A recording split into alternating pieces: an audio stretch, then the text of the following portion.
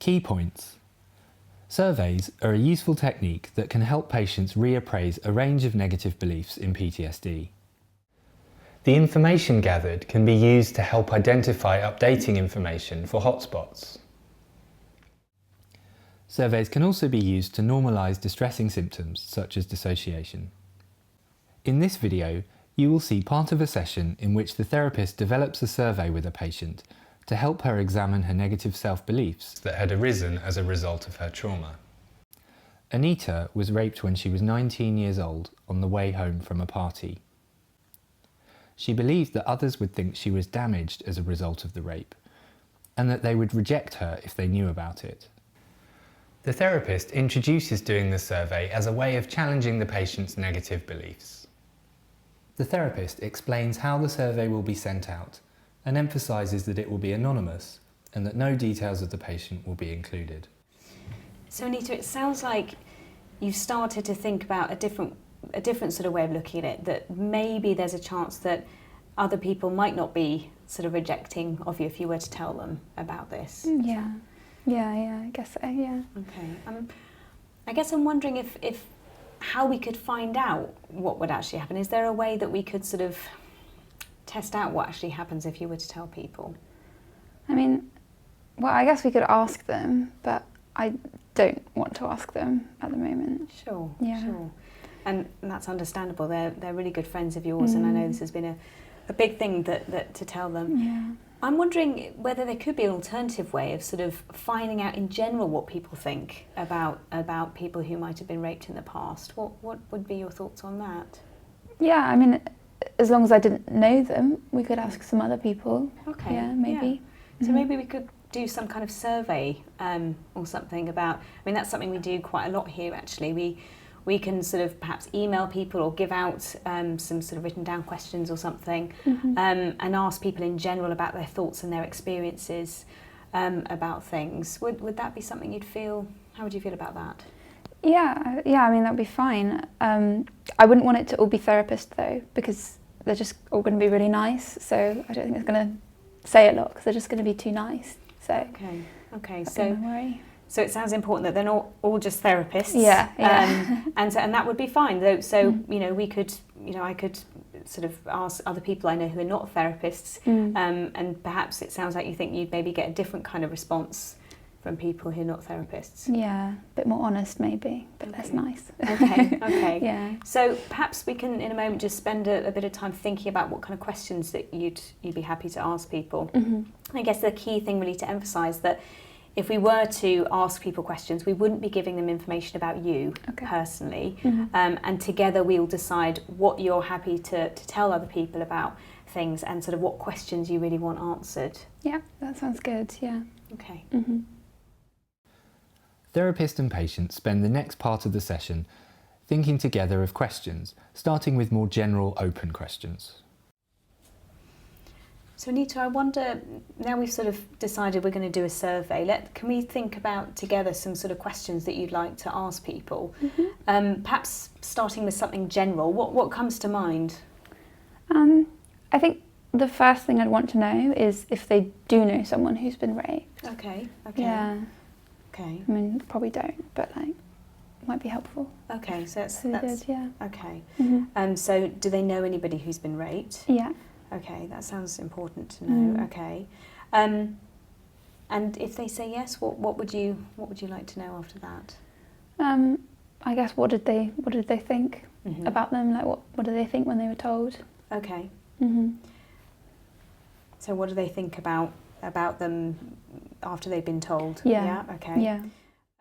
The therapist then carefully guides the patient to think of more specific questions that would examine their negative beliefs more directly. Okay, and what other questions do you think would be helpful to ask? If they'd been damaged, like if they thought they were damaged, the friend. Okay. Yeah. Okay.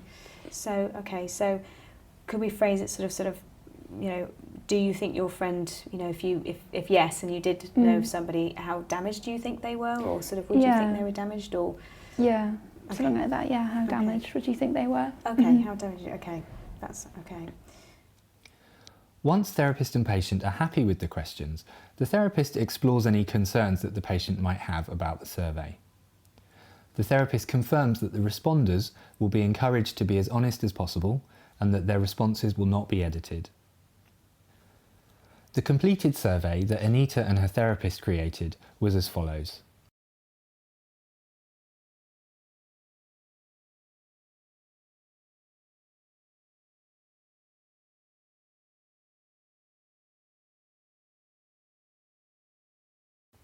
Notice that the final question is one about the rapist and how damaged responders would think he was.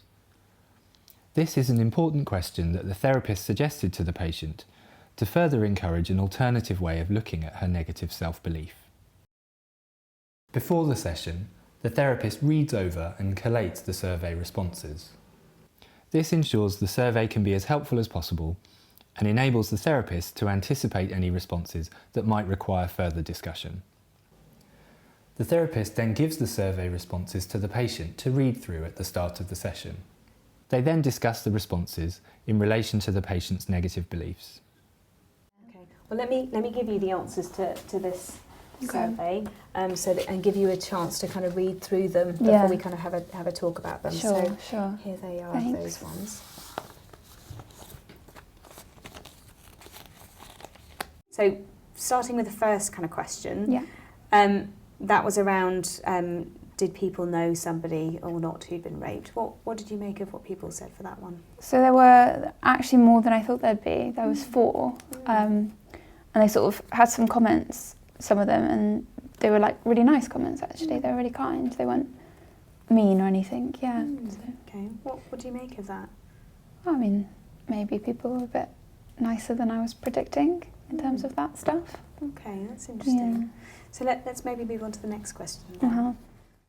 The therapist moves on to the more specific questions that really examine the patient's negative self-beliefs. Okay, so overall 6 of the 12 said that they'd think their friend was damaged. But I mean, I do think it's in a different way to the way that I was thinking. So I was sort of thinking like an irreversible damage of the person kind of thing. But I mean, reading their comments, I think it's more, they mean it more like they'd be worried about their friend being like hurt and damaged, like in that way. Yeah. So yeah, I mean, this person said 50%, which is quite high, but yeah, I don't think they meant it in the way I thought they'd mean it, if that makes sense. Yeah. Once the therapist and patient have reviewed the survey, the overall learning points are discussed and the patient is asked to re-rate their negative self-beliefs. What have you taken from this survey perhaps as a whole? Yeah, I mean, I think as a whole everyone was much nicer than I thought they'd be. You know, they didn't think it would affect their friendship and they were not judgmental as I thought they'd be. So yeah, no, it's good. Yeah, that sounds like there's been a bit of a shift there then. And I'm wondering if I could ask you to rate where your beliefs are then around if you were to tell your close friends, as we were talking last week, how much do you predict that they would see you as damaged if you were to tell them? So I think it's gone down, definitely. Okay. Maybe like 50% now. Okay. And it was 80 last week, so Yeah. that's a bit of a shift. That's interesting. Yeah. And how much do you think they wouldn't want to be your friend anymore? That was the other thing that you mentioned. Yeah, I think that's maybe gone down to 40 or something. Okay. Yeah. Okay. So I'm wondering, how could we take this further? How could we sort of act on what we know from this survey, and what would be the next step, do you think?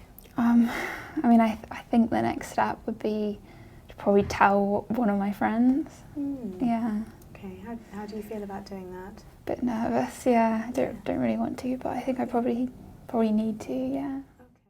Anita and the therapist then develop a behavioural experiment to further test her negative self-beliefs that have reduced following the survey. Key points. Surveys are a useful technique that can help patients reappraise a range of negative beliefs in PTSD.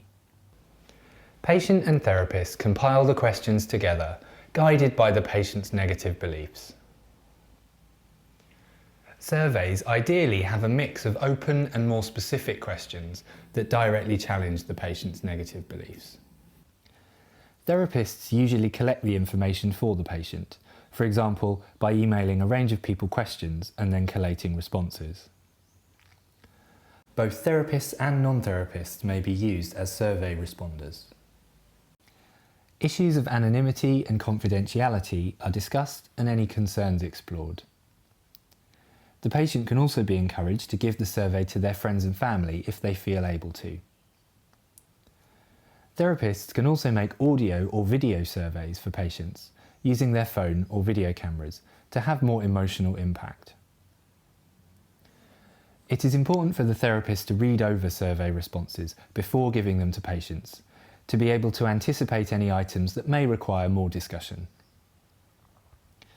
The information collected is then reviewed the following session and used to further examine negative beliefs. The next step might involve the patient testing out their beliefs further through behavioural experiments. It can be that some patients find it hard to accept results from surveys. For example, they might discount what people have said by saying they're just being nice, they're not being honest. It can be helpful to emphasise that the survey was collected anonymously and that the therapist has not edited the responses in any way. It might also be helpful to collect further responses for the survey from a different group of people, as guided by the patient. In rare situations, it might be that some people respond negatively to patients who have been through a trauma. There are suggestions of how to work with these difficulties in the manual.